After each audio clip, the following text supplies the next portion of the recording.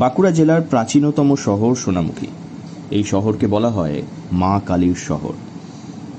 আর কয়েকদিন পরেই সোনামুখীবাসী মেতে উঠবে কালী পুজোয়।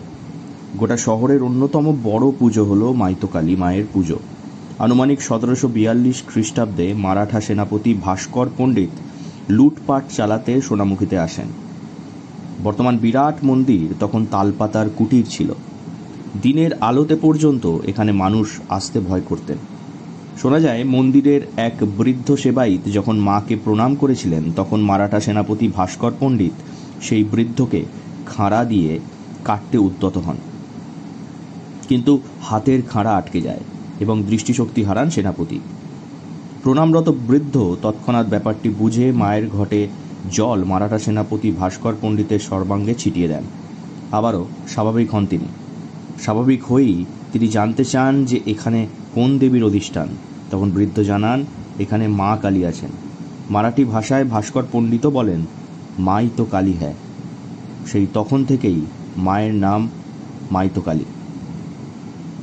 পরিবারের কোনো একজন বৃদ্ধ মায়ের ঘটের সামনে সন্ধ্যা প্রদীপ দেখিয়ে মায়ের হাঁড়ি কাঠের সামনে যখন প্রণামরত, তখন মারাঠা সেনাপতি ভাস্কর পণ্ডিত তাকে খাঁড়া দিয়ে কাটতে উদ্যত হয়।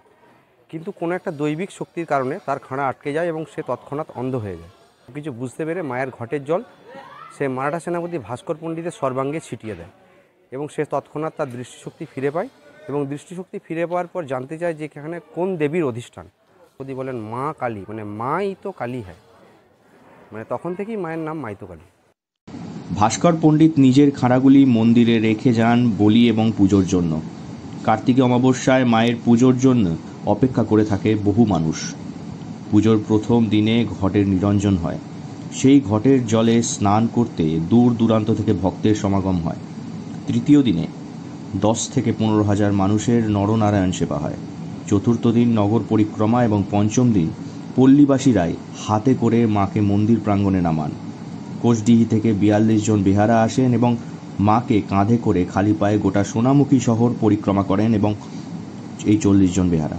পরের দিন বিসর্জন করা হয় মাইতো মাকে। কার্তিকী অমাবস্যায় মায়ের মূর্তি পুজো হয়, সেটার জন্য বহু মানুষ এখানে অপেক্ষা করে থাকে মায়ের পুজোর জন্য। মায়ের প্রথম দিনে ঘটের নিরঞ্জন হয় রানীর বাঁধার পুকুরে। সেই ঘটের জলে স্নান করার জন্য বহু মানুষ দূর দূরান্ত থেকে আসে। ধুনো পড়ানো থেকে শুরু করে দণ্ড সেবা থেকে শুরু করে বহু যে আচার অনুষ্ঠানগুলো হয় সেগুলো হয়। প্রায় 500 থেকে 700 বছরের পুরনো এই কালী পুজো।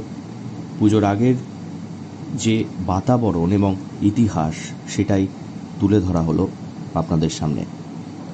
বাঁকুড়া থেকে নীলাঞ্জন ব্যানার্জির রিপোর্ট, লোকাল 18 বাংলা।